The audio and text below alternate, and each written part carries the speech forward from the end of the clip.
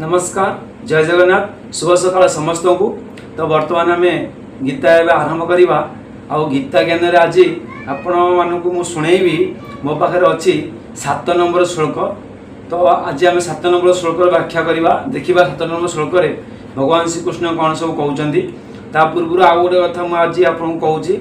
आज हूँ अपरा एकादशी बा जहाँ को आम कहते ज्येष्ठ मासर प्रथम एकादशी, ज्येष्ठ कृष्ण एकादशी। यही एकादशी हूँ बहुत सुंदर एकादशी। यही एकादशी जो मैंने करेंगे तांकर समस्त पाप नष्ट हो बहुत सारा पुण्य मिल। यही कथा आमर पद्म पुराण रे उल्लेख अच्छी। तो बर्तमान मुझे आपन को शुणेबी से 7 नंबर श्लोक गीता ज्ञान रे जहाँ भगवान श्रीकृष्ण अर्जुन को कही। आसतु शुणा। गुरु ब्रह्मा गुरु विष्णु गुरुदेव महेश्वर गुरु साक्षात् परम ब्रह्म तस्मै श्री गुरवे नमः। ओं गुरुदेवाय नमः। एबे मु आपन को 7 नंबर श्लोक पढ़ी की सुनाऊँ। ज्वस्तीन्द्रियाणि मनसः नियम्यारभते अर्जुन कर्मेन्द्रिये कर्मयोगमसक्तः सवशिष्यते।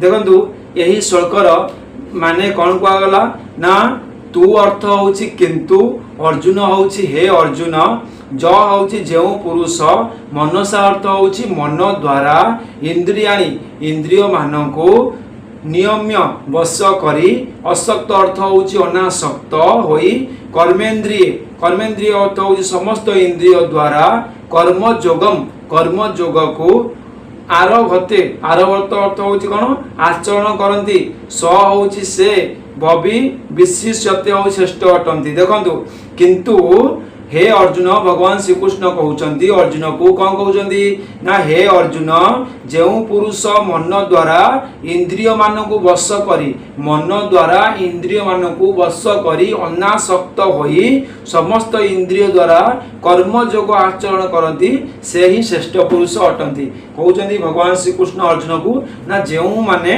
मन द्वारा इंद्रिय को वश करी माने आमे कौन करवा समस्त को तो कह जायछि इंद्रिय को निश्चिंत भाव में वश करवा आवश्यक।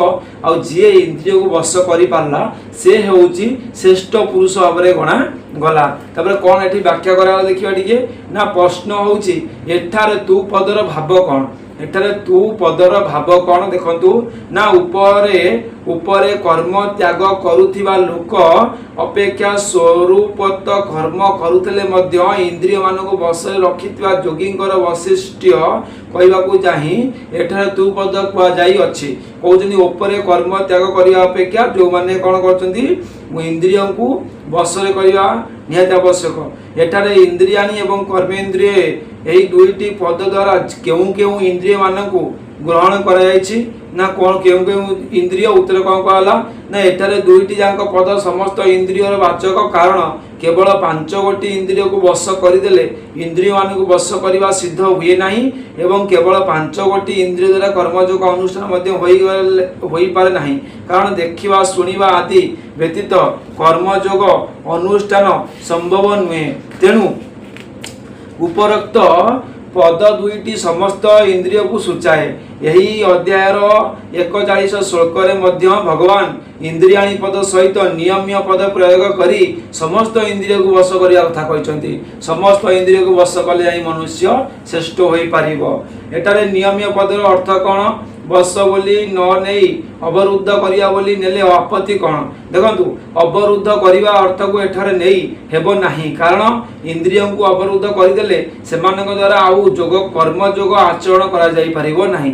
इठी पुणी कौन कहला ना इंद्रिय को अवरोध करदेले तो एठारे कर्म जोग करा जाई परिबो नाही। अवरोध होउची अलगा आउ इंद्रिय मानक वश करिवा होउची अलगा। एठी बुझिबे। तापरे समस्त इंद्रिय द्वारा कर्मयोग आचरण करने अर्थ कौन समस्त इंद्रिय द्वारा कर्मयोग आचरण अर्थ कौन ना समस्त विहित कर्म तथा से सबूर फल स्वरूप इहलोक और परलोक समस्त भोगरे राग द्वेष त्याग करी एवं सिद्धि असिद्धि समस्त होई वश करा इंद्रिय मान द्वारा शब्दादि विषय मान ग्रहण करी यज्ञ दान तप अध्ययन अध्यापन प्रजा पालन देण नेण रूपक व्यापार और सेवा एवं खाइबा पीवा शोइबा जाग्रत हेबा चलवा बुलवा उठा बसवा आदि समस्त इंद्रिय मानकर कर्म आम जहाँ भी करूँ संसार में सब हूँ आमर इंद्रिय मानकर कर्म जो कर्म शास्त्र विधि अनुसार करा समस्त इंद्रिय मान द्वारा कर्मयोग आचरण करवा द्वितीय अध्याय 64 श्लोक यार फल प्रसाद प्राप्ति एवं समस्त दुख नाश बोली कहुई जिते आम कर्मर फल को संपूर्ण भाव में कौन करवा त्याग करवा ताहले आमर दुखर निश्चिंत भाव में विनाश बोली कहुई। प्रश्न सविशेषतर भाव कौन एठारे कौन कर्मयोगी को पूर्व श्लोक वर्णित मिथ्याचार ठारू श्रेष्ठ बोली कहुई। सविशेषत द्वारा एठारे कर्मयोगी को समस्त साधारण मनुष्य ठारू श्रेष्ठ बोली कही तांकर प्रशंसा करिसेंती। एठारे अभिप्राय है कर्मयोगी को पूर्व वर्णित केवल मिथ्याचारी ठारू श्रेष्ठ बोली कहुई नहीं कारण पूर्व श्लोक वर्णित मिथ्याचारी असुर संप्रयुक्त दंभी ता अपेक्षा सकाम भाव में विहित कर्म करुथिबा मनुष्य मध्य श्रेष्ठ अटे।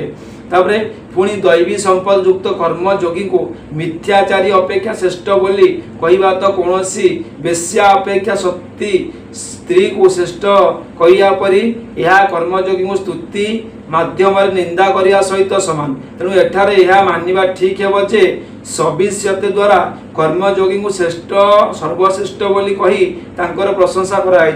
देखंतु कर्मयोगी की प्रशंसा कराई सर्वश्रेष्ठ कहीकि आम सबुले गीतार सबू श्लोक बार बार लिखाई कि आम कर्मयोगी हवा। कर्मयोगी अर्थ होची आम समस्त कर्म करुले कर्मरु संपूर्ण भाव में फल को त्याग करवा तेबे जाइए आम कर्मयोगी हो पारिबा आ आम श्रेष्ठ पुरुष गणा। तो मन रखिए तो यही जिनटा तो बर्तमान मु आज आपण को 7 नंबर श्लोक पढ़ी शुणाऊली गीता ज्ञान में तृतीय अध्याय आमर चली। तो बर्तमान आम गीता ज्ञान को ये रखा पुणी देखा काली सकाळे 8 नंबर श्लोक सहित किसी व्याख्या करवा रही। आज्ञा हर हर महादेव जय श्री कृष्ण।